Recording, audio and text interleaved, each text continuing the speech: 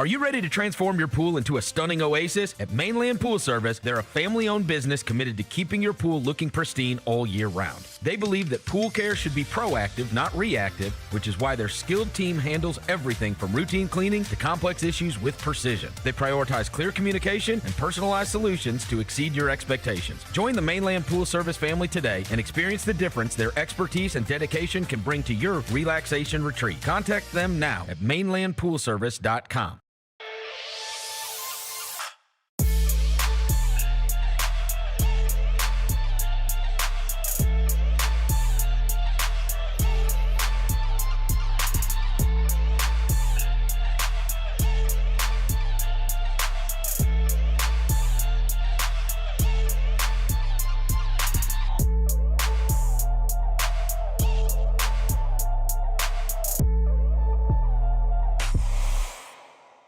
Orthopedic injuries can be unpredictable, unforeseen, and unscheduled, and Ortho South understands this better than anyone. Since your injuries don't make appointments, you don't need to either. That's because Ortho South welcomes walk-ins during the weekdays, in the evenings, and even on Saturdays. So next time an unforeseen injury makes an unscheduled appearance in your life, visit orthosouth.org to find your nearest urgent care location. Just walk in, and Ortho South will take care of everything, especially you. Learn more at orthosouth.org. That's orthosouth at orthosouth.org. Tiger, I guess, probably delivered or created the biggest headline from the weekend by leaving open the possibility that he will play at the Masters. I don't think it's very likely, but anything with Tiger seemingly throughout his career, even in the late stages coming off injuries, has been possible. I mean, it will take a Herculean effort, I would believe, Gary, for him to be able to make it. But I think, I'll say this, if it is all physically possible, I think he will do it. The Gary Parrish Show, live on weekdays at 10 a.m. on YouTube at Grind City Media and the official Grind City Media app. Let's face it, there's a lot of trash talk in basketball, but the great teams let their performance do the talking. Like Ford F-150 with Pro Power on board, a class-exclusive industry-first feature that turns your truck into a mobile generator and leaves the competition speechless. Ford F-150, official truck of the Grizzlies. Greatness starts here at your Mid-South Ford dealer. Class is full-size pickups under 8,500 pounds, GVWR. Kroger shoppers and Grizz fans. Want exclusive last-minute discounted ticket deals texted straight to you? Sign up with the new Kroger Buzzer Beater deal. Fans can sign up by texting Grizz to 636-479 or visit your local Kroger store in the Delta Division and scan the QR code. By signing up, you agree to receive recurring automated promotional and personalized marketing text messages from the Memphis Grizzlies. Consent is not a condition of any purchase. Message frequency varies. Message and data rates may apply.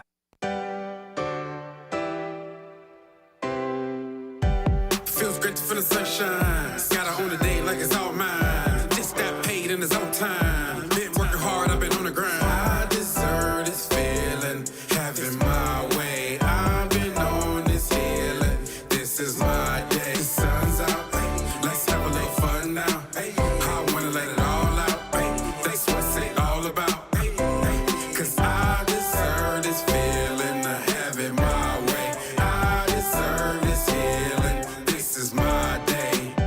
Grind City Media presents The Jessica Benson Show with CJ Hurt. Live from the Grind City Media Studios on YouTube at Grind City Media and the official Grind City Media app.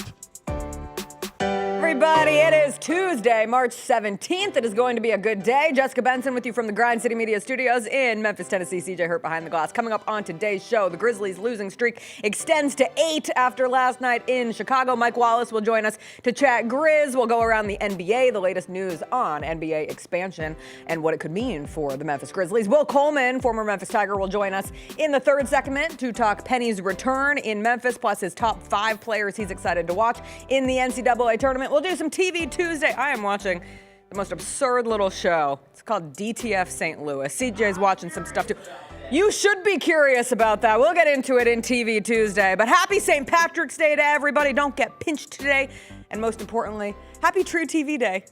Happy True TV Day to all who celebrate. I don't know, but I'll find it tonight when UMBC and Howard are playing at 5:40 Central Time, and then Texas NC State at 8:15 Central Time, and we'll have a million Impractical Jokers commercials in between. One of my favorite March Madness side stories is the Savage UMBC Twitter account, CJ. We didn't get to it yesterday. I think we had it slated for our Hot Mess Express because that UMBC Twitter account, it started to gain notoriety when UMBC beat Virginia way back in 2018. Now UMBC back in the tournament for the first time since that historic upset.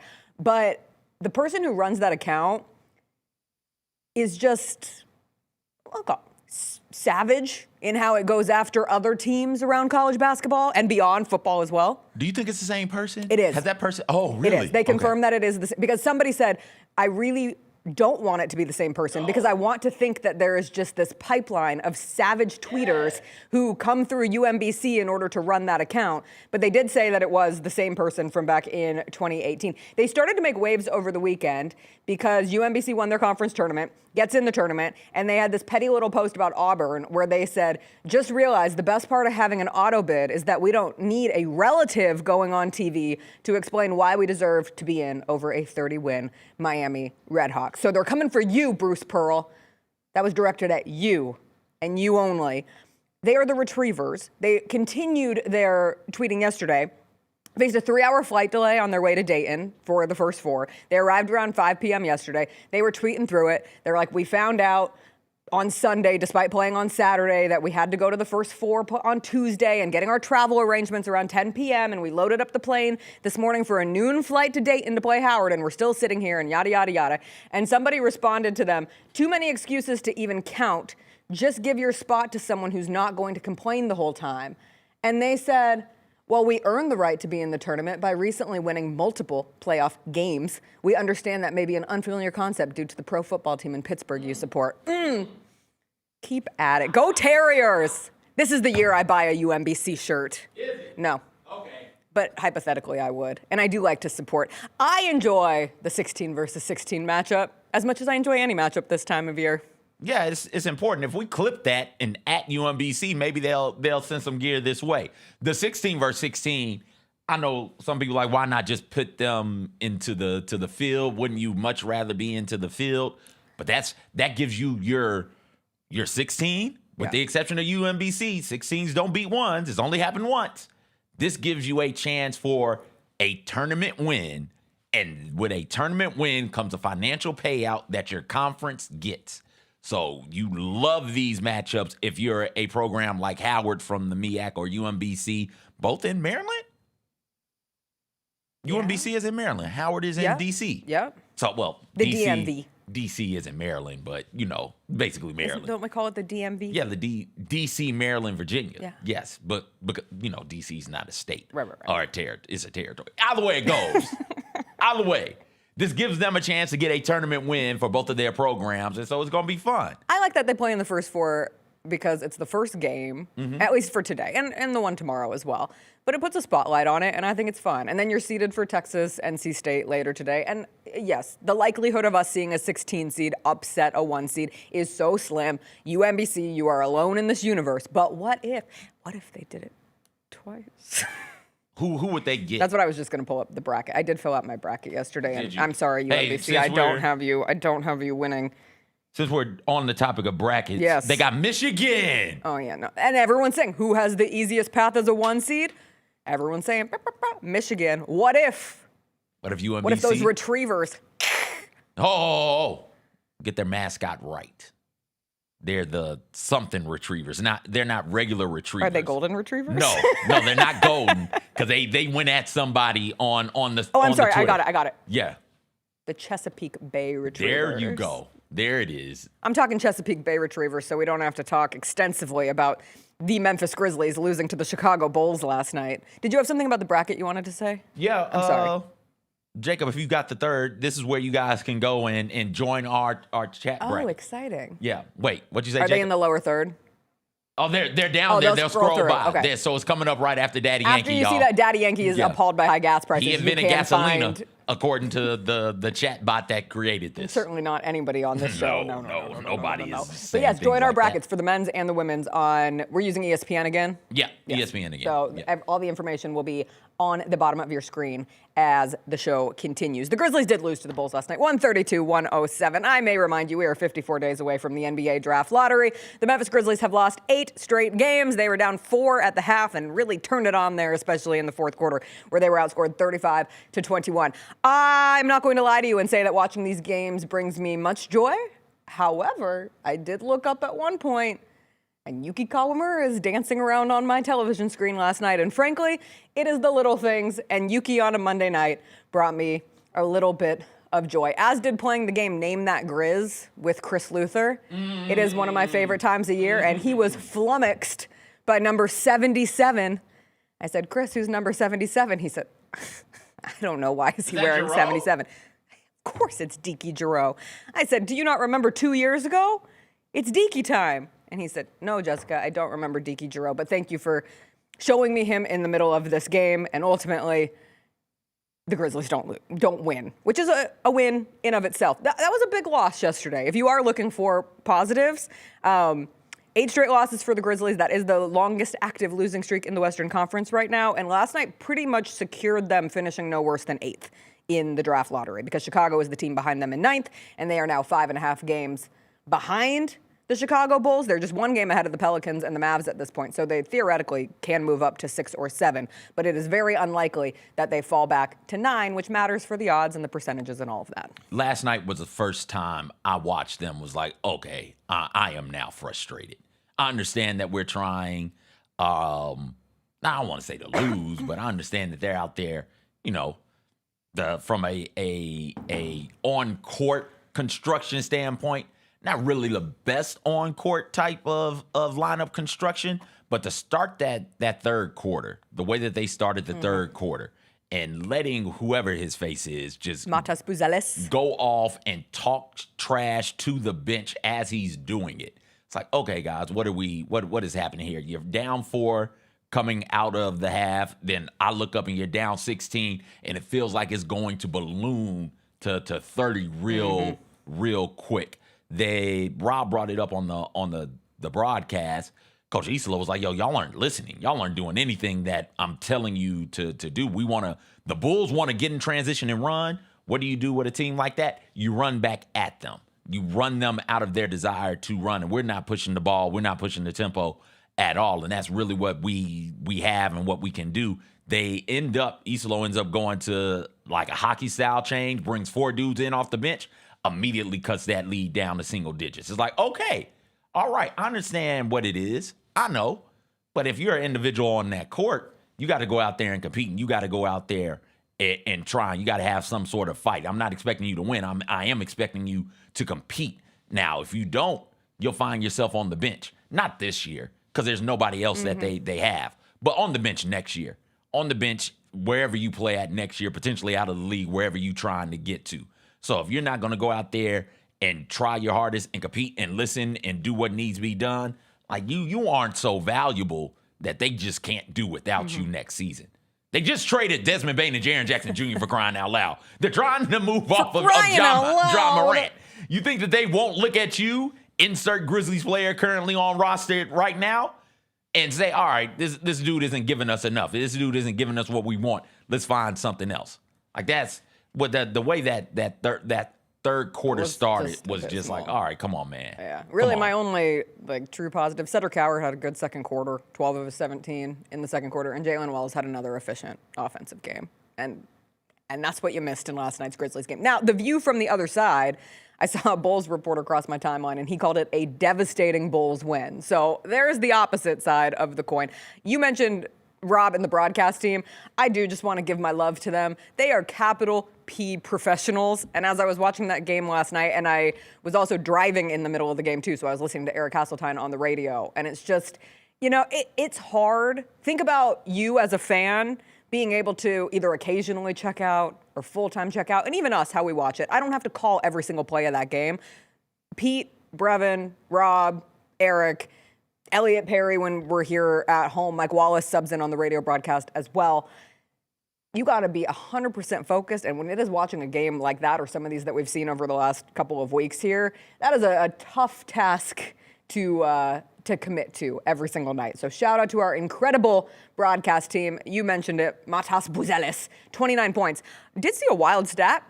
He's been great for Chicago this season. Yeah. He reached 150 threes last night on the season and 100 blocks, and that is the first Bulls player to ever do that, and he joins a very short list of NBA players to reach those numbers. It's him, KD, Brook Lopez, Dirk, Miles Turner, and Rasheed Wallace. He and Wemby are the only players to have 100 threes and 100 blocks this season. Shout out Matas Buzelis. And then Josh Giddey had a triple-double, and the Bulls win. Okay, let's talk. Did you have anything else? No, oh, okay. No. What? Just that was me washing my hands and also throwing them away. Throwing your hands away? Yeah. Well, then now what are you going to do next time you have to like use your hands? Oh, no. Sorry.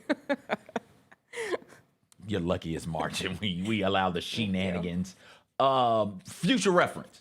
Whenever you want to transition from Grizzlies talk, you feel free. You're ready. You got it. We're going to talk all things NBA. Again, whatever we don't get to in this first segment, we'll get to with Mike Wallace when he joins. Can I talk about the greatest thing I saw last night? And it wasn't Grizzlies Bulls. Sure. Did you see that hockey goal from the Russian Hockey League? We can't show it. We can't show what? Jacob's in my ear saying we can't show the goal. Russia. What do you mean we can't show it? We can't show the goal. We can't show the goal. From the Continental with a K Hockey League? Continental with a K? The KHL has that strict of broadcast rights? They're going to stop us from showing. This is America. We don't bow down to the Russians. How far can we get that camera? Can CJ play goalie? I can. Yeah, I'll do it. Are we going to do it? We're going to come right here? Yeah, we're going to come right in front of the table, and we're going to recreate. We're going to recreate the moment. I got a balloon you can use. Do you have a stick? I'll go get a broom. Okay, you go get a broom and a stick. In the meantime, we'll go through some of the NBA happenings. If you did not see this goal that we apparently can't show because the KHL is going to come after us, and to be fair, I don't really want anything in Russia coming after us, so fine, whatever. Other situations from the NBA last night. I did think I was going to have to make a big... maybe the Clippers can win a playoff series. Amendum to my wild take. Chris Luther told me that we should call them my sleepy takes when I say something that's a little outrageous, probably because I'm on the brink of exhaustion. And I think that was the case when I said that the Clippers could win a playoff series coming off of their win over the Grizzlies. And CJ now has this. TLDR, Clippers lost to the Spurs. Spurs won their 50th game of the season. Wemby says it's not enough. He wants to get to 60. Okay, can we zoom this camera out, Jacob? Yeah, okay. Yep, this is what this goal looked like. All right. Okay. Goal time. Try and move the mic so everybody can hear. If you're watching this, you're loving this. If you're listening, we apologize. You should be watching. Here I am. Goes around. Can you do it? Can you? Go! Let's go!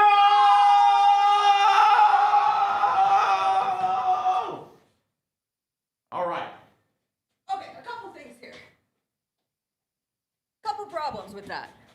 The rapidity at which that player skated is half the reason why it was awesome. Like, he was so fast, and then he goes behind the back, and the little wrist flick. And up. I don't think my wrist can actually do that action. I got a strong wrist, believe it or not, and I don't think mine can either. It's not a nimble wrist. I broke mine once upon a time, and I'm not sure it ever. It was really? on a growth plate. Okay. Yeah, skating. I remember that story. Yeah, went straight off that ramp. Yeah. I'm not sure it ever came back. Anyway, this man's name was Semyon Argonchistikev. That's not correct. I absolutely butchered that. Anyway, it was the Continental Hockey League, and it was one of the sickest goals I've ever seen. And we are not always a hockey show, but we're a hockey show when hockey's cool, and that goal was incredible. Did you hear what I was saying about the Clippers? They did something. Well, they lost. Okay. They lost to the Spurs. But I do think an important bit going forward. Not yet. Okay. Anytime I say something outrageous, we're going to call it a sleepy take, because I'm only saying it because I'm sleep deprived. So when I said the Clippers are going to win a playoff series, we're standing on. exhausted. I've gone on every show and said every show that the odds couple Monday, the odd couple on Thursday. I think when I did the radio hit for ESPN 92.9, I said it over there. We are on the Clippers bandwagon. We think that the Clippers are going to pull off a first round upset every single time. And think about what it took for the Spurs to beat the Clippers, the Jessica Benson Show's Clippers. Think about what it took. They barely did that. It's true. They only won by 4. 119, 115, close game. I did think it was outrageous watching. There's a play early in the game from Darius Garland, where, again, just your 8,000th example of what it's like to have Wemby on defense. So Garland gets the handoff, and then he's going to come off a screen, and he's going to be met by Wemby. And you're just like, what do I do? And the shot clock is winding down. Your best, absolutely. And instead of anything, you're just going to fire it up from the logo, and you do get the swirly toilet bowl 3 going in there. But that's the best you can do. I saw somebody say that Wemby on defense is essentially like the monster in a scary movie, and you're just running around. You're just running around trying to escape and find some success. And there's a highlight from later in the game in the fourth quarter where Garland is just going every which way, trying to get around him, and finally gets a shot up. Wemby just blocks it straight out of the air. He had 4 blocks last night. I didn't send it for hot mess. I didn't figure we'd have time for it. But there was a clip going around from the Spurs game with my man with the poofy hair. Why do I feel like it's Kobe? Poofy hair, used to play for the Bulls. Feel like he came from North Carolina. Kobe White. He's playing. Okay. And so he's down in the dunker spot. Somebody goes up to take a shot and gets around Wembanyama. And it's like, oh, okay, this is going to get up on the backboard. So it's like a layup type thing. Wemby looks like he's beat, just turns, and with the grace and gentleness of a father playing his 4-year-old child on one of the little basketball goals, just gently taps it off of the backboard, catches it, and White is just standing there and is like, oh my God, what am I playing against? It's good stuff. There's constantly those examples where it's just like, what are you? This is what we doing now. Who are you? We're gonna see more logo 3s, just jacking up logo shots, because what else can you do? I mean, you just reach the end of the shot clock and you're like, if you're going, I hope your wrists are strong. If you're gonna jack them up, man, you got to do that. So much. You do. You got to reach up into the cookie jar. I do feel responsible as somebody who brought up the surging Hornets, who are now the buzzing Hornets, but I can't disrespect. Have you seen what the Atlanta Hawks are doing? I have not. They've won 10 games in a row. Oh, my word. Oh, my word is right. The Hornets can't make their way up in the Eastern Conference standings because the Hawks are in front of them and they just keep winning. Last night was supposed to be Magic City night. It wasn't Magic City night because they canceled it. But they did beat the Magic on a Monday, and they did have lemon pepper wings. And everyone was like, if you know, you know. Yeah. We're still celebrating. Nickeil Alexander-Walker had 41 points. Jalen Johnson, 24 points. What is happening in Atlanta? I love that they call him Naw now. How have we not thought about calling him Naw? Naw. That's the homie Naw right there. Oh, that's Naw. I got a friend whose name is who we call Naw. Naw. Yeah. Jacob, when we try to show a highlight from the KHL. Naw. Jacob. Big C in the chat said, I just seen the goal. That's sick. See? It's I'm sorry, was my interpretation of it not right? It was an incredible goal. I'm so sad. We can't show it. Oh, well. Mike Wallace is going to join us after a quick break. The biggest thing that happened in the NBA last night was probably the Lakers beating the Rockets, which asserts the Lakers in that number 3 spot. They're now a game and a half ahead of the Rockets, and it was tough times for Kevin Durant down the stretch of that game, and for the Rockets offense. They had like 9 turnovers and 12 points in the fourth quarter. If they had a point guard. You know, it sure would be. We'll chat with Mike about that, about the Grizzlies and their 8-game losing streak. They do come home for 2 games here this week on Wednesday and Friday. We'll also catch up with Mike about the NBA expansion news that dropped yesterday. All that on the other side. We call my friend Naw because he's naughty. Naughty. Thanks for showing up, Memphis. Nothing beats catching your Grizzlies IRL, and nobody knows that better than you. So next time you want to hit up a game, Ticketmaster's got your back with tickets to every upcoming matchup. Whether you're catching the Grizzlies at home or on the road, you'll find tickets at Ticketmaster, the official ticket marketplace of the Memphis Grizzlies and the NBA. Keep putting that jersey collection to use and get Grizzlies tickets today. There's no better brag than saying you saw it live. See you courtside again soon, Memphis.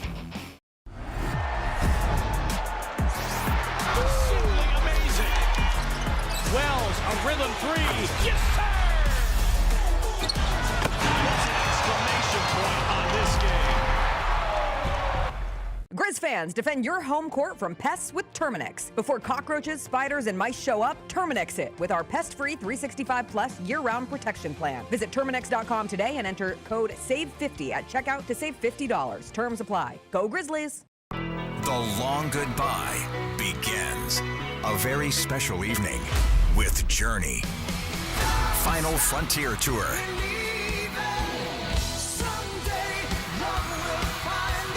Journey. Tickets are on sale now at journeymusic.com. To the songs that changed our lives. Journey. Final Frontier Tour. Sonic Radio. Welcome back to Sonic RNDIO. That spells radio with me, the CIO. This just in, the new Sonic $1.99 menu lets you build a crave-worthy meal for just $1.99 an item. Whether that's a creamy shake, crispy tots, or a quarter-pound double cheeseburger. This just out. Ostriches. They're mean, not very cute, and in my opinion, way too big for a bird. Don't miss the Sonic Fun 99 menu. 5 items, always $1.99. Live free, eat Sonic. Tax not included. See menu for details.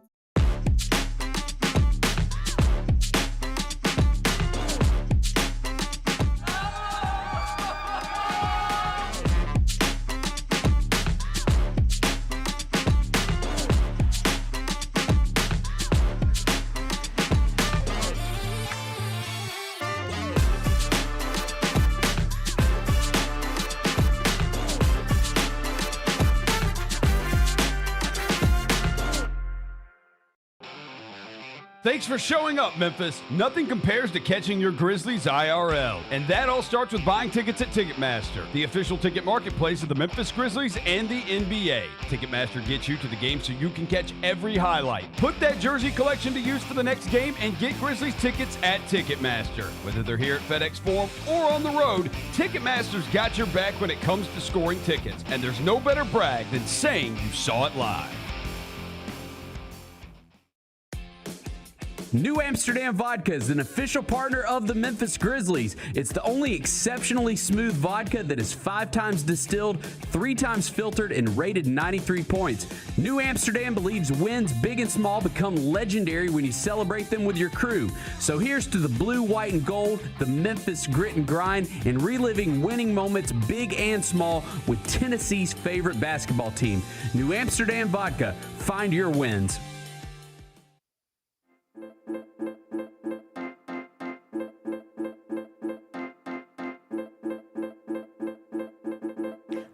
Welcome back. It is Tuesday. That means it's time to catch up with Grind City Media senior editor Mike Wallace. He joins us every Tuesday. He joins us now. Mike, how are you doing this morning? Hey, listen, it's a little cold. So the temperature dipped a little bit around here. But other than that, man, it's sunny. It's good. And hey, spring is coming. Spring is coming pretty soon. So everything else will fit within where it needs to fit in at. Like tomorrow. Yeah, 65 tomorrow. Don't worry 60, about it. 65, 67 tomorrow. I can handle it. I can get through these 2 days in the 30s because we're right back up into the 60s. Although I think my allergies might explode. Yeah, yes. I don't think it's going to be very pretty on that side. Did you guys get any snow? I know no one got actual layers of snow, but did you see flakes in Lakeland? Yes, we did. We got flurries. It even got flurries for about 5 minutes. And, it was right around nine-ish, between 9 and 9:30. Yesterday, I opened the door and I was like, wow, we're back here again. And I got PTSD from the last time when we got 2 sheets, 2 feet of ice. That's why we have a game against the Denver Nuggets at 7:30 o'clock tomorrow here at FedEx Forum. So it really came back around. Something about Denver, man. Yeah, Something they just about bring the the snow. Well, speaking of flurries, Chicago Bulls had a flurry of points to start that third quarter coming out of the half. Be honest, Mike, because you're not on this road trip, and I'm not. I won't be mad. No one will be mad. Did you watch the whole game start to finish last night? No. Okay. No. And I have no problem being honest with the American people out there watching this show, right? I agree. They come to us for transparency, honesty, and integrity. I probably watched, if you stitch it all together, I probably watched 1 full quarter of the game. I was actually at a venue last night, kind of staging it, checking it out, doing a site visit for something. But, and it was on. I was able to check in and out. But, it's just one of those things where it's difficult, man. We're not going to come on here on our shows and on our platforms and pretend like, it's all, sunshine and lollipops around here. It's not. This is difficult to watch. What this season has become is something that, is really, really testing the patience of everyone involved in loving the Grizzlies and pulling for the Grizzlies and working for the Grizzlies. And for this to be such an elongated state that we've been in this it makes you feel like, man, this was a wasted season, and you don't want to continue to feel like that, because just 2 years ago we were in another one of those for injury reasons and all of those kind of things. So it's better. We expect better. We want better, and I think ultimately it's on us as an organization to deliver better. And right now it's just a rough time. Yeah, it's funny. I saw a post from the Clippers sideline reporter Lauren Rosen yesterday where somebody asked her favorite part of the job, and she said telling a season-long story, step by step, inch by inch. When the season starts, you never know how it will end. Just like when a game tips off, you never know who will win or who might be having the best night of their career or the best season. And I said, yeah, I think this year my least favorite part of the job is the season-long story, just because it has gotten to this point where the story's been written, right? And there can be anecdotes that pop up over the course of the next month. And certainly for the players who are trying to carve out either their spot within this Grizzlies rotation long term, or for players who are getting the opportunity to put together real NBA tape minutes, be it Tyler Burton or a Digi Giroux. Like, this is a real opportunity for them to extend their careers either here or going with the Memphis Hustle or elsewhere. So that is all important. But from the general sense of what does this mean for the Grizzlies, or what takeaways can you have as it pertains to the Grizzlies of the future, they're kind of few and far between at this point in the year. What do you think in terms of the last week or so since we last caught up with you is something that is genuinely important for this team based on what you've seen? You know, it's important for this team and we've said this before, like, you know, you brought up guys like Diki Giroux and Tyler Burton, and we've done this before. Like, we've seen these guys cycle through before. You know, you want to evaluate these guys, particularly, you know, the handful of guys that you know will be, you know, fringe rotation players, or even, you know, solidified rotation players next year. And you start with, you know, the Jalen Wells, you know, the Cam Spencers. You know, you go from there and you look at Javon Small. Is he a guy that's going to be in the point guard, you know, mix? Because we have a handful and abundance of point guard prospects right now. You know what I mean? Obviously, the Cedric Coward, can he build on something going up against frontline guys? And I think, you know, when we look at what this next set of games is going to be, you know, starting with Denver and then going from Denver to the Celtics to the Hawks to the Hornets, those are all 4 playoff teams right now, play-in playoff teams right now.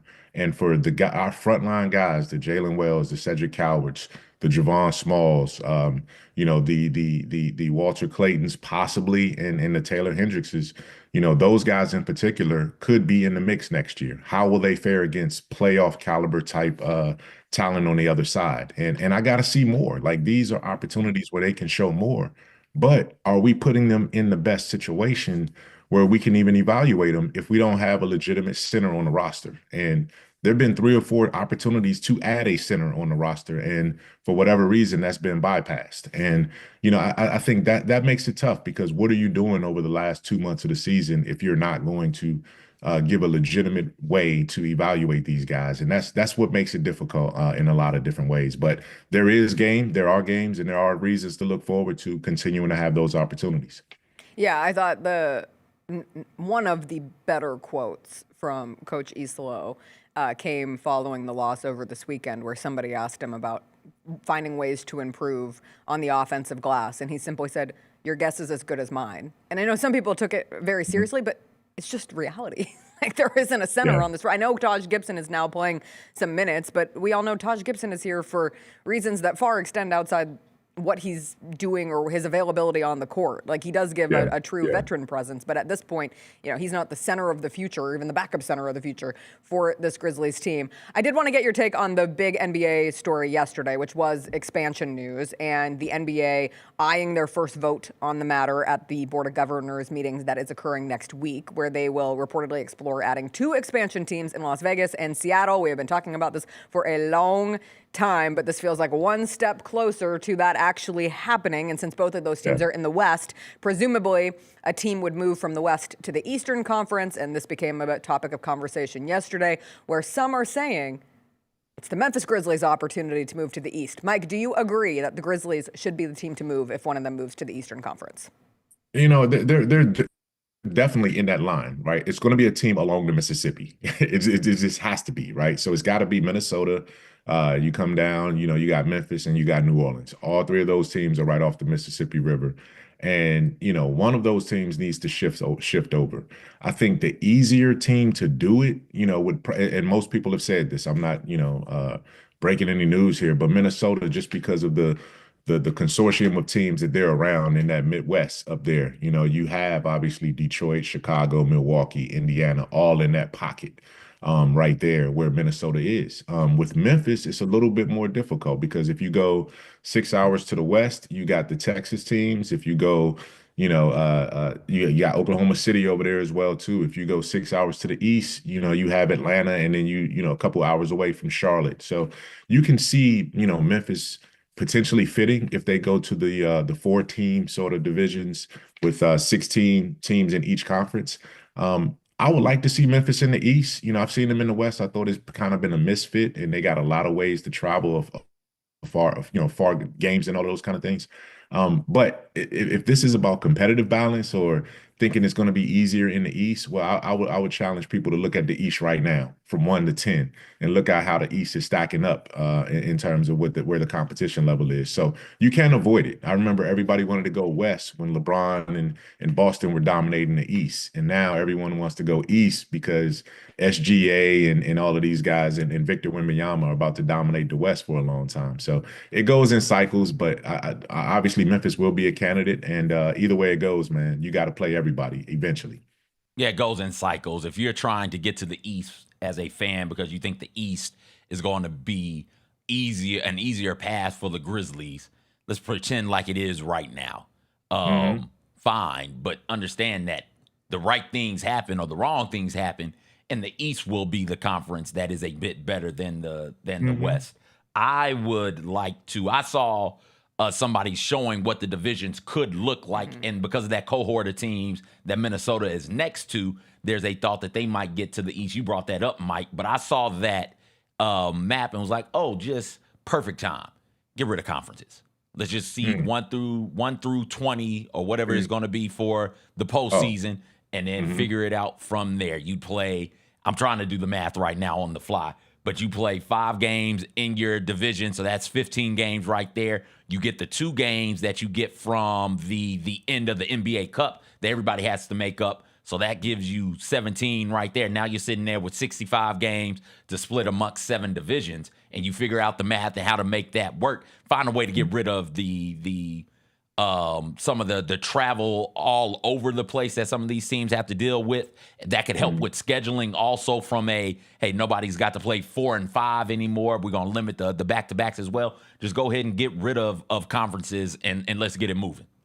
Yeah, no, that makes sense, CJ. And if you're going to bring in 2 more teams, and if you're going to, divide the pie up with each one of these teams valuating at between $8 and $10 billion potentially to get in, you have a lot. You might as well look at the whole picture and scheduling and eliminating the back-to-backs and the 4 and 5 nights and all of those kind of things. And you also might want to look at, shortening the preseason to buy you another week or 2 at the front end of the season. Play 2 or 3 preseason games. Give yourself another week to 10 days to stretch out the schedule and really get creative to try to address some of these issues. Because what you're seeing right now with these injury reports across the league is an abomination. It truly is. It is an abomination with where these teams are and how these injury reports are rolling out with everybody being on there for something or another. And that's not a quality product that you want to put in front of your fans or your television audience. Like when you don't know, when Amazon and Peacock and all of these teams load up and put their entire team of coverage in a city thinking that they're going to have marquee players in that game, and it's the game of the week, so to speak, and then 1 or 2 of these main guys are not there, that's a disservice for a consumer, and it's also a business partner paying billions of dollars to showcase your league, and you're not having the best product out there. So these are all ways that you got to look into it, even beyond just the expansion. It's got to be the expansion and sort of a fresh look at how you produce the product and put the product out there on the court too. I saw Keith Smith say that if expansion does indeed happen and we get a Seattle team and a Las Vegas team, obviously Seattle has to be the Supersonics. And there was reporting yesterday that they would get their history back along with the return of the Seattle Supersonics. But then the question is, what do you name the Las Vegas team? Do you have a good idea for what the mascot of the Las Vegas future NBA team could or should be? You know, it's funny because that's one of the topics that we're going to be having and discussing on Grizzbeat tomorrow at 2 p.m. on Grind City Media's channels and platforms. To me, I guess I went, you know, kind of cliche. And when I think of Vegas, I think of rebels, renegades, outlaws, bandits, right? That's where I go with those kind of things. And I see some kind of ode to the running rebels when they were great. So it's got to be red and black, right, from that standpoint. But I think I want to say the aces are those colors as well, too, right? Yes. Yeah. So it's almost it's got to be something along those lines. But you have a chance to be creative, and I think that's part of one of the fun things. I love the fact that Seattle is going to lean towards and go heavily towards rebranding the Supersonics, because that's a great nickname. They have a great color pattern and everything. But I like the fresh idea that the Vegas kind of brings into it as well too. So it's been a while since I've seen expansion in the NBA. I want to say the last couple of teams obviously were the Bobcats and, you know, Minnesota Bobcats, Toronto, Memphis. I remember seeing them come in as fans, and it was a lot of energy and what these logos and what these colors and what these nicknames are going to be. Somebody said to play off of the aces, and then they're like, well, you can't do the Kings because that already exists. You can't do the Jokers because he already exists in Denver. That makes for an awkward situation. Somebody said just cut the middleman, call them the Las Vegas Draft Kings. There we go. Or call them the Las Vegas Parlays, brought to you by FanDuel. Gamblers is out there. I don't think you can do the Gamblers. It's out there. I don't think you can do it. I think you can. I guess you beat the joke by doing that. Yeah. Let's bring this all together, man. Let's bring it all together and give an ode to the Oscars and just go Las Vegas Sinners. You know what I'm saying? Because it's Sin City. Sin City. I like that. The Las Vegas Sinners is actually cool. Somebody said you should do the reverse, like the Utah have the Jazz, and there is no Jazz in Utah. No. You should call them the Las Vegas Deacons. Oh, the Bishops. Yes, the Las Vegas Bishops. That would work. The Las Vegas Cardinals. Las Cardinals. Because aren't Cardinals part of the papacy? Yeah, I forgot Cardinals monks. We don't have enough plant mascots. Plant mascots? Let's go cacti. The fighting cactus. They're prickly. They'll get you. Hey. They'll stick you. A lot of poking gets going on in Vegas. I don't know if you guys know that or not. Mike, before I let you go, I did want to get your take on the Lakers-Rockets game last night, because we are in the last month of the season, and for those teams making a playoff push, this is a very important time. And I thought last night's fourth quarter for the Rockets really put a spotlight on the issues that they faced by not having a true point guard. They had 9 turnovers, 12 points in that fourth quarter. The Lakers were sending relentless double teams at Kevin Durant, and it just completely derailed anything that the Rockets were trying to do. He had 7 turnovers of his own in the game. He mused afterwards. Maybe he just needs to get out of the way. But what is your take on this Rockets team that's now a game and a half behind the Lakers in the Western Conference standings? You know, I'm starting to believe that, like, at a certain point, Udoka kind of wears on a team, right? As much as I'm a Udoka fan and I love what he's done, obviously his transgression that cost him the Boston job sort of derailed where his trajectory was, because I think he was headed for a championship with that team. But, you know, now you're a couple of years into this thing, you know, 3 years in or whatever with the Rockets, and that luster and that rise that they were on, it seems like it's plateauing right now. You're hearing a lot of dissension come out. You're hearing a lot of Kevin Durant, you know, obviously the social media thing that happened with him, and then just undermining some of his teammates. And just these kind of comments. They didn't help him by bringing in a point guard when so many point guards were available. Even after the trade deadline, guys that got released were available to come in and help that team, and they didn't take advantage of it. And you just kind of wonder, are they taking this window seriously? Because it can close quickly. And but having said that, on the other side, kudos to the Lakers, man, because a lot of people, you know, kind of question whether they had it in them to make this kind of push. And right now, they're one of the hottest teams in the NBA, putting it all together with everybody contributing from that standpoint. So they look like a different kind of animal right now in LA moving forward, and they're playing at the right time to do this. So the Rockets are a scary team. I still think they're dangerous, but they're not as formidable as I once thought when you look at the top 4 or 5 in the West. Yeah, I saw one of the stats around the Lakers right now is just when LeBron is the third-ranked player on the team in usage rate, they've been uber successful. And so getting to that point where the pecking order of LeBron, Luka, Austin Reeves, and LeBron, but then those three functioning as a unit is really something that's come together. Also, I keep seeing every Lakers game, there's some clip of Marcus Smart that crosses my timeline. Like last night, it was him diving on the floor with the Lakers up 10 with like 40 seconds left in it, and everyone's saying, oh, that's Marcus Smart. And I don't live in revisionist. I try not to live in the past, Mike, because it's not a productive place to be. No. It does sting a little bit when I see that. I got to admit.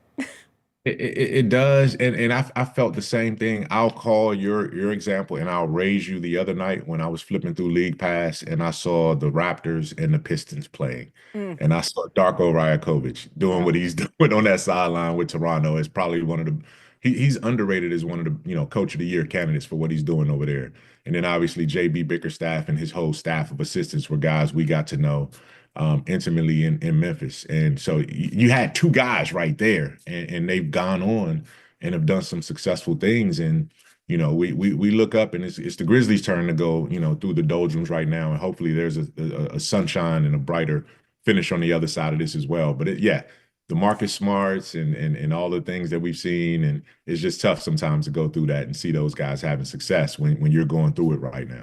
Yeah, everything stings a little more when you're in the doldrums, but hopefully we get the rainbow on the other side. Mike, thanks for joining us. I'll see you in about an hour for a Grizz Weekly update. Or a few minutes sooner at your request. It is 8:46 right now, so an hour would be, a quarter to 10. Then we can knock it out. It'd be a good time. So get in the car. I'll see you soon. That is Mike Wallace. You can always find his latest at grindcitymedia.com. We'll take a quick break. When we come back, Will Coleman joins us. He's going to give us the 5 players to watch out for in this year's NCAA tournament. We'll talk tournament, bracket, and Penny Hardaway's return for a 9th season here in Memphis, all with Will on the other side.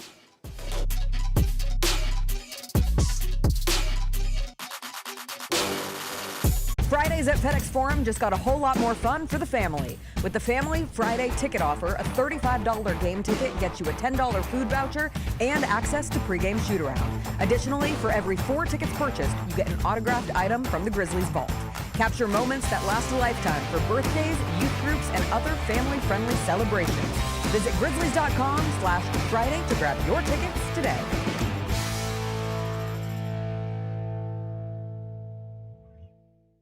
Jeff Dunham, artificial intelligence, his all-new tour. Jeff Dunham.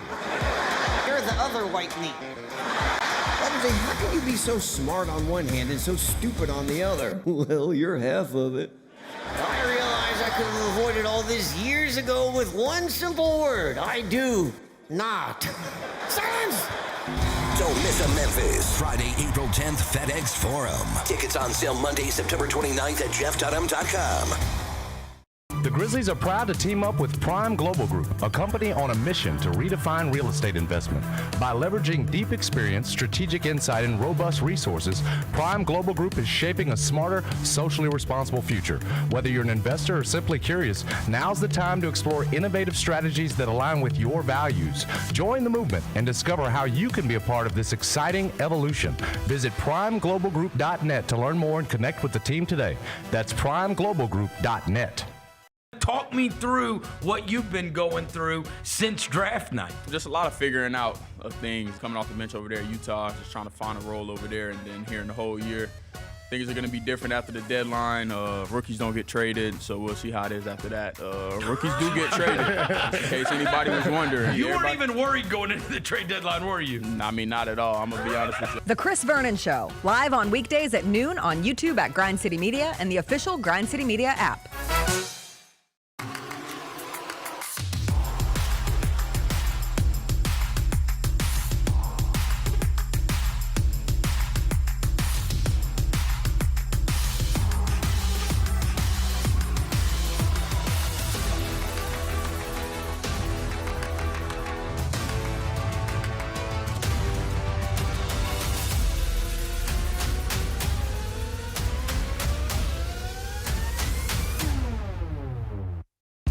Nate Bargatze. Look, I say a lot of dumb stuff, I try to keep it in front of large groups. Seems to go better that way. Big Dome Eyes World Tour. When you say something dumb one-on-one, it's a lot for that person. I'll say it, then I can just feel that they feel the weight of my life on their shoulders. Tickets and info at NateBargatze.com. Don't miss the Big Dome Eyes World Tour. Nate Bargatze. Grizzlies fans, dunks, dimes, and no-looks are great on TV, but nothing compares to catching them IRL. And that starts with buying tickets at Ticketmaster, the official ticket marketplace of the Memphis Grizzlies and the NBA. Ticketmaster gets you to the game so you can catch every highlight in person. From seeing your favorite Grizzly stars up close to hearing the squeak of the sneakers on the hardwood. Put that jersey collection to use and get tickets at Ticketmaster. There's no better brag than saying you saw it live. See you courtside, Memphis.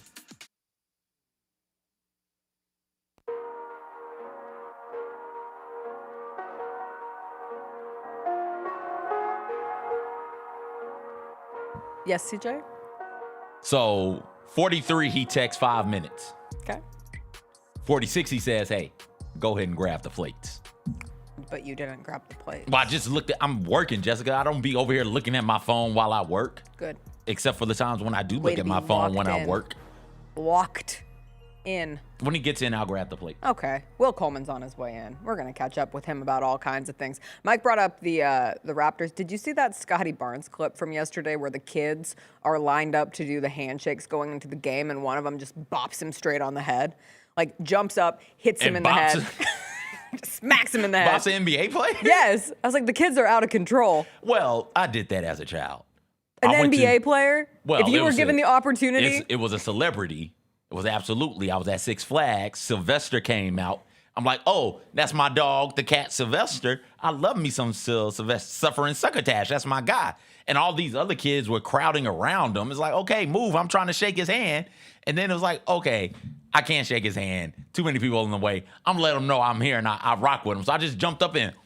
Right on top of his head, and then slowly walked away. Jacob, I sent the video if you have a chance So, yeah, to get it. kids- But it was fan kids do day, that. and the kids are just like, Also- high five, high five, high five, and one just goes, Kids do that to me all the time. It's a nice little bunny Some foo-foo. people just have, come on in, Will. Some people just come on in. have the head shape to get bopped on the head. Some people do. the audacity to do it. When you're Yeah. here, look at this. He just stares around. It's so funny. He's just caught up in the I've moment. watched He's it just like so 100 excited. times. Look how excited he is.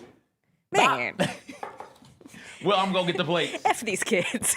That's what that always looks like. Will Coleman in the house. He has food. I don't know what it is, but it smells absolutely delightful. And CJ's going to go get the plates while we catch up here. How are you this morning, Will? That smells savory. Oh, man, that smells so That good. smells savory. I'm good this morning. That smells a little cheesy also. I don't know. I was just getting a little in my feelings because we have a Women's History Month coffee truck coming to work this morning. Okay. But I'm slammed like the entire time that it's 9 to 11. I don't think I'm going to have a moment to go out and get my free women's coffee. The men can go buy themselves a cup of coffee. It is open to them. But the women get a free cup of coffee, and I'm not going to have time for it. But this is going to be my cup of coffee because whatever is underneath that tinfoil is going to give me the energy to make it through the rest of my day.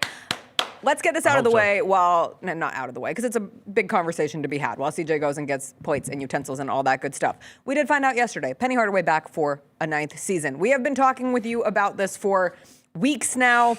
It becomes official yesterday. All the assistants are out, so there's a heavy turnover when it comes to his staff, but Penny will get another year. What was your reaction to that news? So I'll be honest. Everybody, I think this year we can just chalk it up as abysmal. That's a perfect word. Abysmal. What's under abysmal? The floor? Man, hell. Abysmal pretty bad. Hell, the bottom, abysmal, terrible. I feel like every coach should get one of those. Okay. You should get one of those. Now, if he do the same thing next year, then we having a different conversation. I mean, this year was the worst year Memphis has possibly ever had as far as, play and postseason play, or there wasn't any postseason play, but this was pretty tragic. And we already, he's already teasing everybody. We got some pretty big games coming up next year, Inked the deal with Iowa State, inked the deal with Texas. So those are some pretty big games, but, we got those on paper. We just got to figure out what we got to do to make sure we can, take care of business when those people come to town. Absolutely. What's food? What's the food situation? So we got some. What we got? I went a little different route this morning. I didn't do the traditional.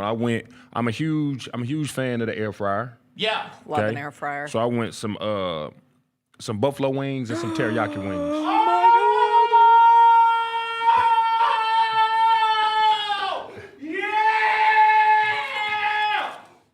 Oh my! Hot damn! Oh hot damn! We got wings! Thank you. Which side is which? So the buffalo's on the left and Amazing. the teriyaki's on the right. Amazing. Don't mind if I do. I'm suddenly starving. CJ's gonna go straight in. That was insane. Ooh, that sauce was good.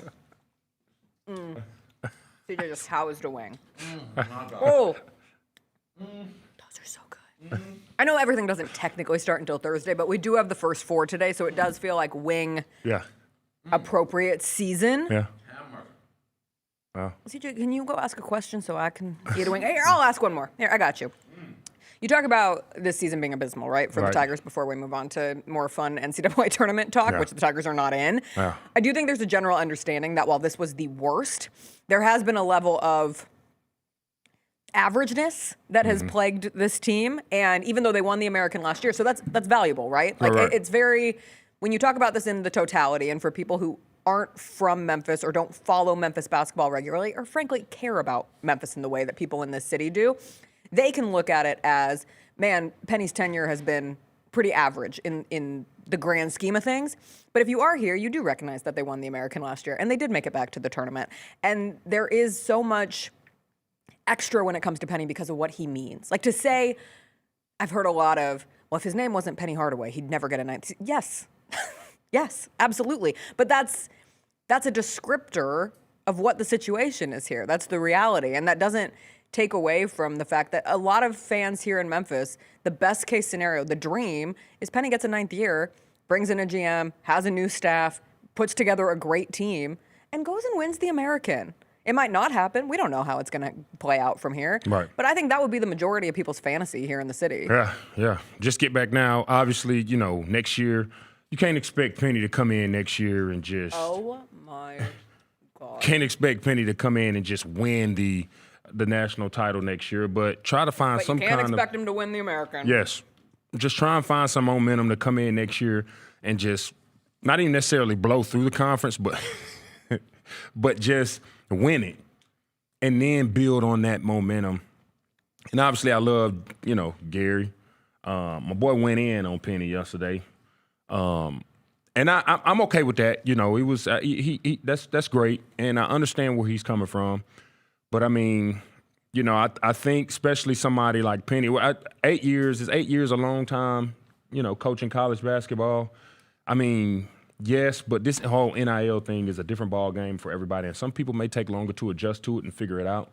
They talked about Penny, revamping his staff. They talked about him getting a manager for next year. A huge piece that everybody seems to be adapting to that we don't have. So I'm hoping with these changes that he comes in next year and just kind of reinvent some things and just, he start from scratch next year, like everything. Obviously is there we any don't know. player you'd bring back? I don't know. To fire? I don't know, man. To be honest Any with value? you.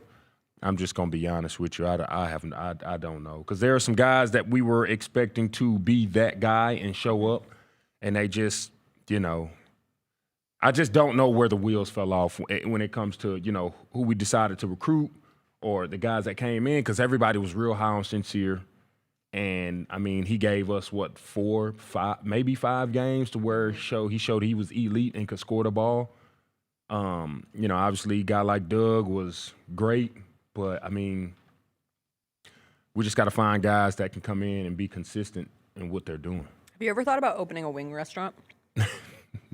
Well, these are so good. This place is oversaturated with wings. I don't know. I don't think we have enough. If you could appropriately price your wings, you'd be straight to the top of the market. I don't know what the chicken costs these days are. I don't know how the Strait of Hormuz affects the cost of chicken wings in this country, but I feel like we're about to find out. Those are delightful. Which ones did you have? I had both. Mm-hmm. I love a traditional buffalo wing just because I love hot sauce and put it on everything. That teriyaki, whatever you did with that teriyaki sauce is special. It is special. It is. Oh, have you filled out a bracket? I haven't yet. I got. Okay, we're taking our time. I got today, but what, by noon? I think the first game at noon, the first 4 in at noon today. No, it's at 5. 5:40. Oh, where That's I get okay. noon You got from? time. You got time. You don't have to fill out the bracket till Thursday, until the games start on Thursday. We tasked you with coming up with the 5 players you are most excited to watch in this year's NCAA tournament. So, drum roll. Okay, we'll get to my 5, but first I would like to say, I got a chance to talk with him a lot while he was here. I don't know what happened. I'm hoping he makes some noise. I'm really excited for Nolan Smith in Tennessee State. Man made history over there, has done some things that a lot of people haven't. Got to the tournament. He's turned that program around, won a conference. Really excited for him. I'm hoping he could upset at least one team when he get into the tournament. So I'm super excited for him. Okay. But of course, I'm excited to see Darius Acuff. He has been on an absolute tear these past 4 or 5 games, averaging almost 20-something a game. He's just been an absolute closer for that team. The energy for that team, he's been great. I've loved watching him lead that squad. So Darius Acuff, I'm really excited to watch him as he goes down this rabbit hole of games in the NCAA tournament. In the totality of that Arkansas team, offensively they have firepower abound. Sure. And having a leader like Acuff to put it all together is really special. How concerned are you about their defense? It's caused them some trouble throughout the year.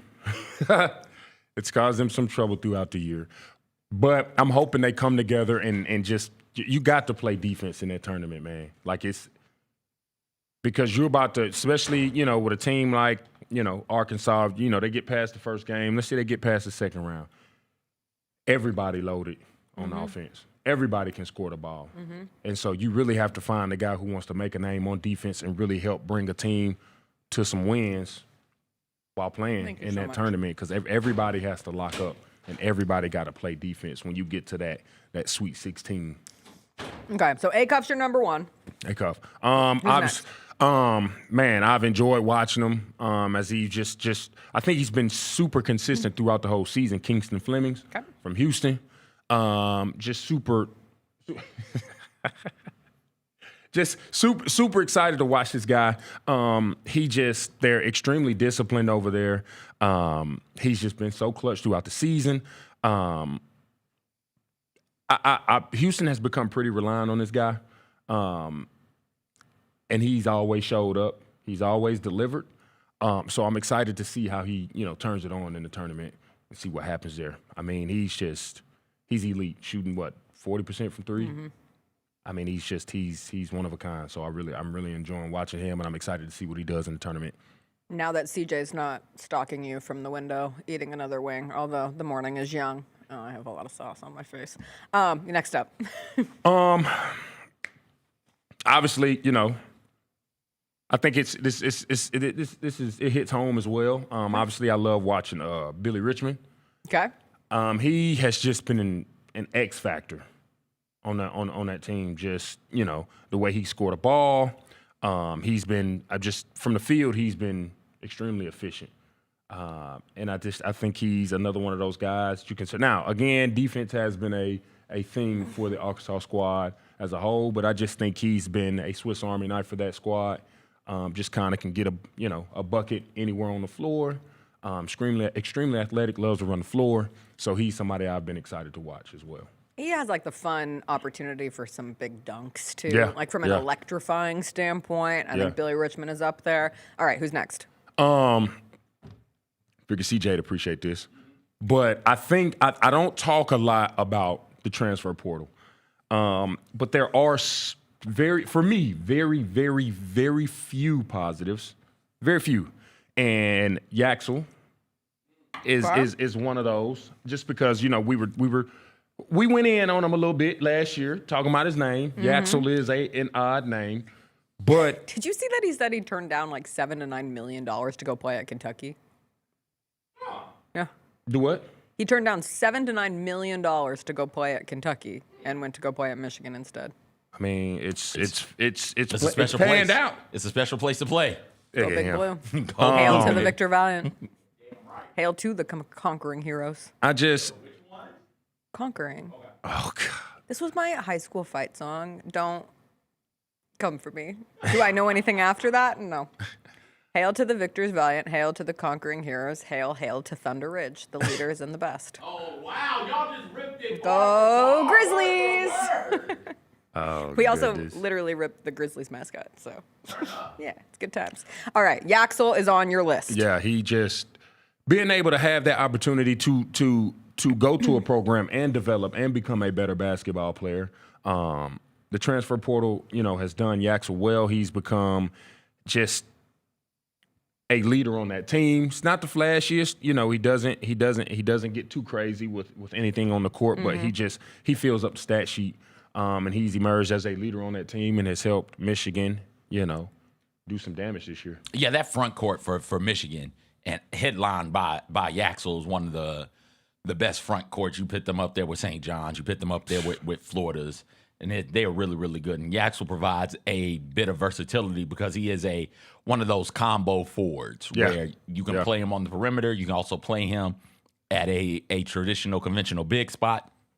The Michigan State game was the last game of the season. He was really, really good there and did enough. He took that game over in moments to give Michigan the win over the dreaded Spartans. He had moments in the Big Ten championship game as well. I know they lost it, but when he decides he's going to put his head down and get to the rim because of the sheer size and athleticism that he has, he's going to be a tough guard one-on-one for anybody in the nation. And so if you can't guard him with one, that means you got to have somebody come over and help. And that's when Michigan can get that ball moving and be lethal from not just outside, but pounding it inside with Johnson and Mara as well. He reminds me of that guy, I forget his name, that absolutely torched us last year at Colorado State. Yeah. Oh. I don't know. I can't remember his name. I can't remember his name, but I know I can see him. I know who you're talking about. He killed us last year. The light-skinned guy. He was about 6'10". You're not talking about Neek, are you? Neek Clifford? No. He's a guard. Yeah, he's a guard. He's a big You're dude, talking about a man. big dude. He was a big guy. Man, what's that dude's name? Keep going. I'll look it up. He killed us last year, man. Once y'all see him, y'all will know who I'm talking about. But when I think of that little dude. Nah, this who was torched us. Remember that little? What was the? I mean, they all killed us, but like this little big guy stood 6-foot out. guard who just hit he had like 6 threes in that game. All I remember is they beat the brakes off us, and we were slated to win that game. Yeah. We were supposed to, but you know how that go. All right, who's your last one? Obviously, there's just been so much debate around him, so much controversy. Mr. Peterson. Okay, you're excited for Darren Peterson. I am excited for Darren Peterson. He could reassert himself. He could. As the clear #1 pick if he had a massive tournament. He could. I'm excited to watch him play.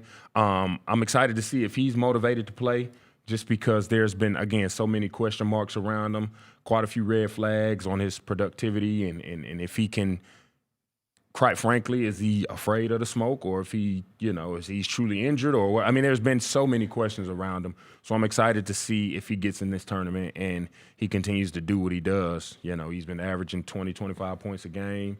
It's just been an elite closer when he does decide to play. So I'm excited to see if he is ready and he gets up and is as dominant as, you know how it is, man. You go to these games, you're playing in a game and you got somebody that is, you're better than, let's just be honest. You're way better than, it's harder to get up for those teams like that. But excited to see if he begins this tournament as dominant as he can be. Yeah, he had this interview with the Kansas City paper from this week where he opened up about kind of like the physical ailments that he was going through, especially during training camp. He had cramps so bad that he had to go to the hospital. Yeah. And there's a lot of noise around Darren Peterson, and at this point, the only thing that really matters, I'm not trying to disrespect what he went through early in the season, and if that is something that was keeping him from being able to play full games, and the second that cramping returned, was it the kind of deal where, all right, I'm not going to play anymore, trying to protect the body, whatever. He now has a real chance to go out and be a star. And there have been so many times this season where we have seen when Darren Peterson plays, he looks like so clearly the number one pick in the NBA draft and somebody that you could plop on a team and he could change the direction of that franchise forever. Go out there and show the mental side of it that maybe some people are being critical of. And he'll get the opportunity because Kansas is not a very good offensive team. And so they can get stagnant. They can go spells without getting quality looks at the rim. And so don't sleep on Cal Baptist. Who? Don't sleep on Dominique Daniels and Cal Baptist. Who? Dominique Daniels, one of the best offensive players. She in said Cal Baptist. I was like, wait, Cal? Months. I've watched a ton of Kansas basketball. I've never seen Cal Baptist check in. Cal Baptist. Is that a player? It's their first round opponent out of the Western Athletic Conference. Oh, what did you said to do what now with them? I said just don't overlook them. I'm on my tippy toes. I need Darren Peterson to also be on his tippy toes. Yeah. And blow past him in the first round. We're going to see this. But can you imagine? I mean, truly, like, hypothetically, yes, most likely Kansas will easily handle Cal Baptist in the first round of the NCAA tournament. Man. Can you imagine the conversation if they don't? We've seen crazier things. Yeah. What was it? I mean, how long ago was it when Florida Gulf Coast made that run? Did nobody loved that team. A decade ago? I was I'm just saying it happens. Purdue just got knocked off, a while ago. I mean, just crazy things happen in March. That's why we love it so much. Exactly. I'm just excited. This is where I need like 19 TVs. 19. I mean, I still don't think that's enough. Yeah, so every game And can be on twice. YouTube TV only lets you divide the screen up into fours. And if you could tell little me, if you could tell like third grade me that I'd have the television opportunity to divide my screen by 4 during March Madness, I would have thought that we have reached like the mecca of society. Do I want for anything? Do I need for anything? Jessica, you can 4-box and you got wings. I got wings. Like, come on, man. The real Disney Princess Belle is in our chat right now. Turn up. Shout out to Belle. Real Disney Princess Belle. I can't believe she Which only one has is Belle? 3 Belle, Beauty and the Beast? Beauty and the Beast. Gotcha. Beauty and the Beast. I wanted to be Belle when I was a kid. I go by Jessie Belle, or went by Jessie Belle. And then Chris one day said, she has Stockholm Syndrome. And I said, how dare you ruin my childhood hero? Listen, when we all Little got, town, it's got a quiet grabbed village. by that sexy beast of Every a day beast. like the one before. Oh, my goodness. Tale as old as time. Be our guest. Man, that beautiful yellow dress. that I is- just wanted to rock that yellow dress. I have a question. Okay. I saw this the other day on the internet. I thought it was a really entertaining question. Okay. There's a podcast. You guys asked Alex Caruso. He didn't say which name because there's obviously a lot. He just kind of guesstimated a number. How many guys in the NBA, like let's say the last person on the roster, how many guys on an NBA team could you put on a NCAA team? If you just pick one, how many guys could you put on an NCAA team to help them win a national championship? All of them. Every single one of them. All of them. They made it. You can Think about how many guys play college basketball who never made it to being the 15th Don't man. have you take that 15th man and you put him on Cal Baptist. Yeah. Yeah. They win the championship? Yeah. Okay. Correct. All right. Yeah. Caruso, when I heard Caruso said about 30 or 40 guys. No. Caruso's just wrong. That's crazy. Caruso's Take mics away from men. Go watch The Manosphere on Netflix. I think everybody should go through a training course before they get some podcast equipment. No, because training course. Oh, okay.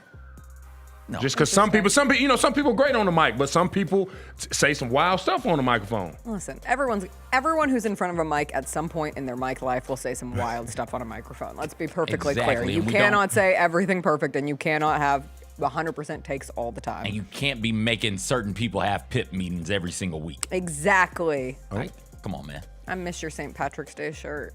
I bought that with my hard-earned money. I know it. I still have it. Today St. but I Patrick's know. Day? It is. Yeah. Where's your ain't got green? no green on, CJ? Nah. He can't I'm not- celebrate. He lost his shirt. I'm not Irish, and I lost my shirt, so Dang, man. yeah, it's tough. I am Irish. And I'm Luck of in the my Irish. green. It's a great Disney movie, by the way. It is. I read an interview with Ryan Coogler that Luck of the Irish was one of the inspirations for Sinners, which I love that fun fact. Anyway, well, thank you for the wings. They are truly incredible. Thank you for your 5 players to watch this NCAA tournament.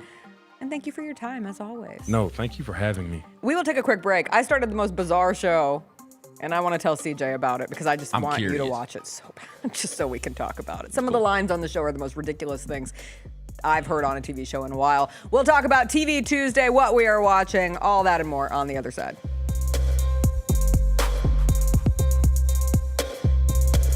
Junior Grizzlies summer camps presented by Ortho South are the key to a slam dunk summer with over a dozen 4-day camps perfect for hoopers ages 6 to 14 looking to build fundamental skills and make unforgettable memories. With camps across the Mid-South in Tennessee, Mississippi, and Arkansas, you won't have to go far for the ultimate hoops experience this summer. Registration comes with a Junior Grizzlies jersey, lunchbox, and a basketball to take home. Don't wait, space is limited. Visit grizzlies.com/Junior Grizzlies today to secure a spot for a fun-filled summer. That's grizzlies.com/Junior Grizzlies.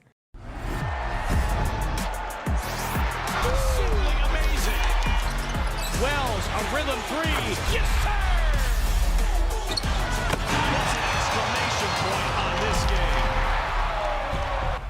Grizz fans, defend your home court from pests with Terminix. Before cockroaches, spiders, and mice show up, Terminix it with our pest-free 365-plus year-round protection plan. Visit Terminix.com today and enter code SAVE50 at checkout to save $50. Terms apply. Go Grizzlies! With living in luxury at Southland Casino Hotel, the good life is closer than you think. Members get 1 entry with every 100 points earned playing on their Lucky North Rewards card, plus 1 free entry daily. Win free play at our hourly drawings, and don't miss our Saturday grand prize drawings in March. You could win a home theater package, premium massage chair, an outdoor jacuzzi, and $250,000 cash. Luxurious prizes await at Southland Casino Hotel. Must be 21 or older. Play responsibly. For help quitting, call 800-522-4700.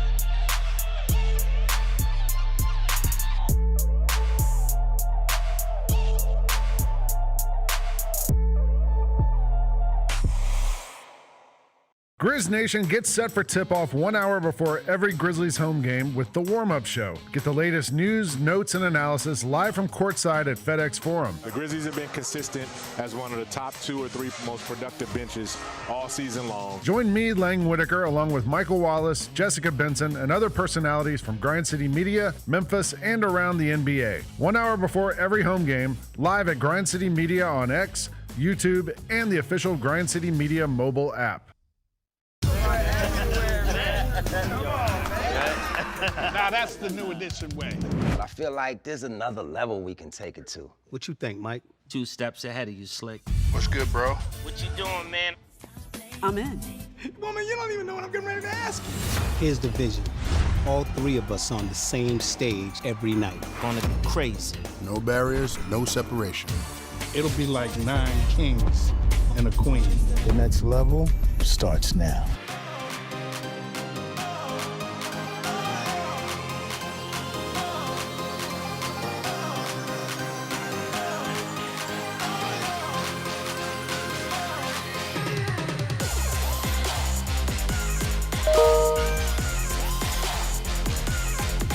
Hold on, Will. We got to do this read. I don't have the read. You don't have the read. Family Fridays, $35 tickets. I found it. There we go. Fridays at FedEx Forum just got a whole lot more fun for the family. And as CJ said, Family Fridays, $35 tickets. Get you a ticket to the game, a $10 food voucher, and access to pregame shoot-around. Additionally, for every 4 tickets purchased, you get an autographed item of your choice from the Grizzlies Vault. Capture moments that last a lifetime. Visit grizzlies.com/Friday to grab your tickets today. We were talking with Will as he walks his way out about Jack Golke, tournament legends of the past, the guy from Oakland who killed John Calipari's last Kentucky, who basically put the nail in the coffin for John Calipari at Kentucky. And I think he plays in the G League. Yeah, he plays for the Texas Legends. Okay. All right. So you saw he was an insurance sale. He might sell insurance, but he's still got game. Guy. I just got maybe it's a different guy. But he was on that same carousel. Yeah. With a couple other I know the carousel you're talking about. Yeah. Now I wish I could find it. Anyway, thanks, Will. Bye. Thanks, Will. Those wings were delightful. Oh, real Disney Princess Belle owns her own princess agency. That's so exciting. Even in these trying times, the princesses have to have a side hustle. No. That's tough. Inflation out of control. Are you all right? No, I keep finding new wing sauce. I should probably look at it's probably sauce all in this beard. That's disgusting. It's fine. I'll take care of it after the show. This is TMI, but these dogs we're watching, they're poor parents. They're having a Gary Parrish return. Are they flight back yet? No. Oh, multiple flights have been canceled over the course of the last couple of days. But we give one of the dogs medication and usually put it in like a pill pocket, but they're out of pill pockets because they were supposed to be home by now. And so they said we could give it with peanut butter. And it's 2 dogs. And so I gave the dog that needs the pills with peanut butter. And she's going to town. She's having the best day of her life. She's like, I got a spoonful of peanut butter. How great is this? The other dog was so jealous of the peanut butter that she started licking the like whiskers of the dog, trying to get any little bits of peanut butter. And it made me think of like just things that get left if you have a beard or fur around. And I thought it was really disgusting. Jessica? Yeah. Just so we're clear. I'm comparing your beard to the whiskers on the dog that got peanut butter stuck in it. Sure, but you don't have a desire to lick my beard. No, right? I don't. No. Okay. No, let's please. Just so we're clear. Please. Okay. My husband doesn't have a beard. He's had the mustache. And I don't. What's the name of the mustache? Mustachio? The mustachioed pistachio, of course. God. We haven't gone to another country. He's got to bring it back. Yeah. Why is it only when you guys go out of international? Something moves him. Oh. I think he has to be away from work for 5 days. I think that's the rule. So it's not necessarily international. It just has to be a vacation where he doesn't feel the need to shave. And it has to be at least 5 days for that sucker to start growing. Just away from work. Yeah. For 5 days. I know it will be a burden on you to carry that slack. But now I kind of hope that he goes without a job for a while. No, don't say that. I want to see it grow. The burden, again, back to these trying times. Do you know how much gas costs right now? You don't. There. I'm looking at your house right now. You live right there. Yeah, but I need gas to go other places. No, you don't. Ride the Matter. You make it sound so enticing. Every time you talk about the Matter, I definitely say, you know what I want to do more in my life? I want to deal with the Memphis public transportation system because it functions perfectly. Bring back the trolleys, but make the buses work first. No, bring back the trolleys first and then figure out this I think like a standard bus schedule is the most important thing that the city could use. I mean, they making it work with what they got. The trolleys are a luxury. The trolleys are gone. Like, bring them back. I know. You didn't live in the city when the trolleys were like popping. You lived in the city when I've Main never had Street, them when they go down outwards. to Cleveland. Yeah. Oh, come on, man. Bring the trolleys back. Clang, clang, clang. Went the trolley.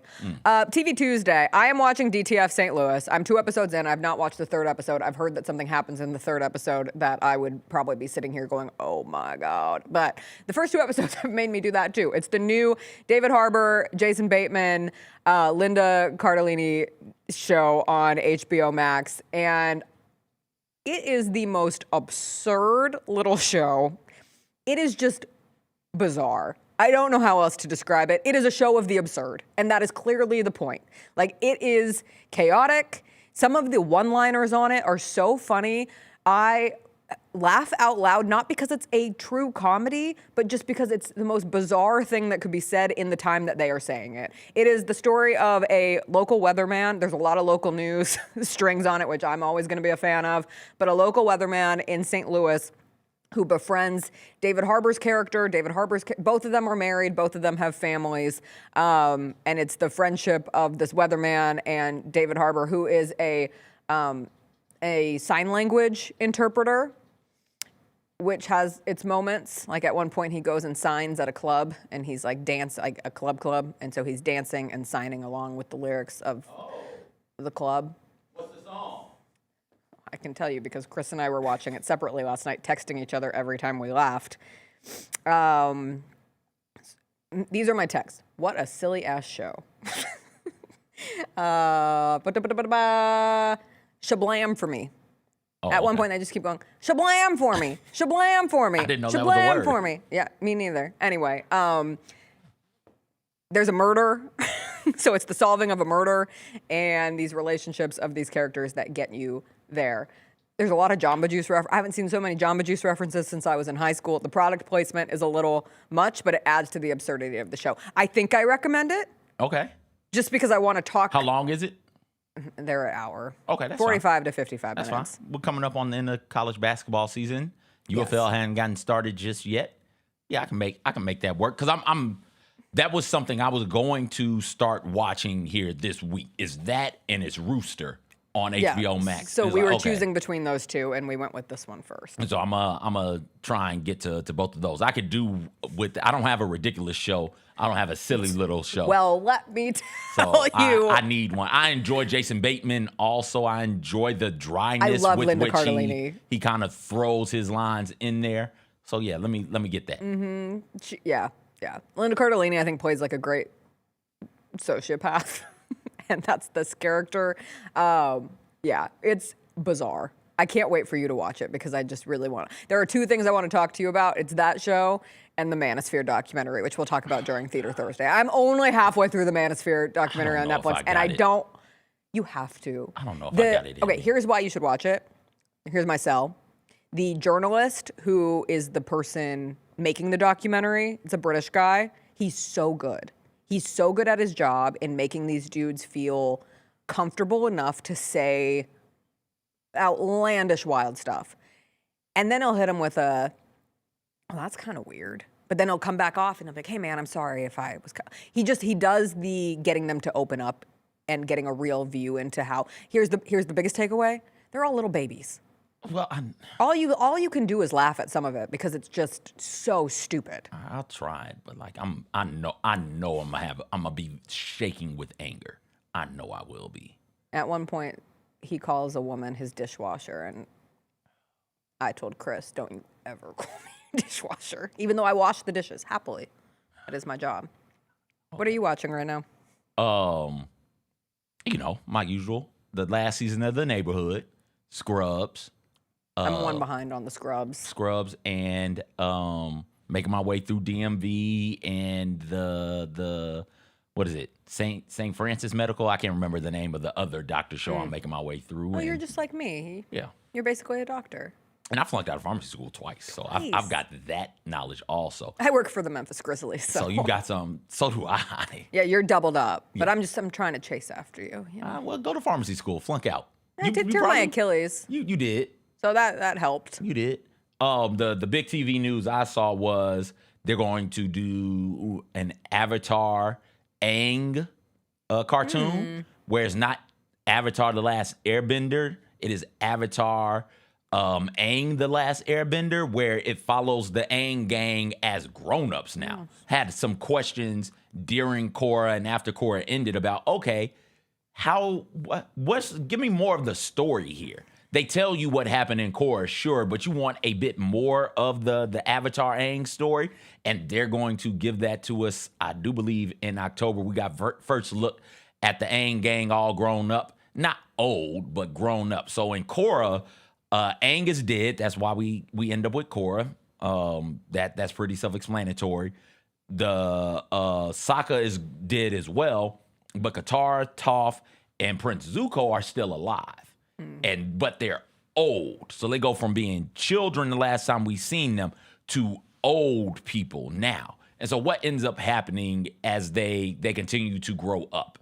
How does that group manage basically reconstructing the world after the defeat of the Fire Nation? Now, I'm really, really excited to sit down and see that. Avatar, they do such a good job telling really complex stories, be it about genocide, be it about the issues with wars, be it about prejudices and acceptance. They do a great job telling those types of stories in a way that everybody, kid and grown up, can follow along, understand, and identify with. So I'm excited about that. I've always wanted to watch those shows. And maybe someday I will. 30 is not even 30 because of the See, commercial and I breaks. love the third. We just finished. Oh, I forgot to even send it, but we finally watched the Knights of the Seven Kingdoms. Okay. The Game of Thrones spinoff. And by the time it ended, I want more. It was only 6 episodes, but they're 30 minutes. So it was such a manageable show. Really good. Kind of slow to get into and not what you expect from the Game of Thrones universe. Less dragons, more personal development and character study, which I'm always a sucker for. But there is still like good fight scenes. They have a nice jousting fight situation that's pretty well done. But yeah, no, it's really good. Really impressed by it. All right, time for your pit meeting. Happy Tuesday, everybody. And it is a very real pit meeting. How dare anybody imply Jacob that every Tuesday CJ is not I have to go out of here and go to a meeting. thrown to the fire. They do of a talk about performance improvement improvements. plan. But we'll be back tomorrow. It'll be a Grizzlies game day. And another reminder, because you can't have too many. 7:30 tip tomorrow, Grizzlies Nuggets. We'll be back tomorrow. We'll talk about it. We have first 4 games tonight that we'll be able to discuss coming into tomorrow as well. D'Angelo Williams will join us. We'll see you then. Have a great day, everybody. Bye.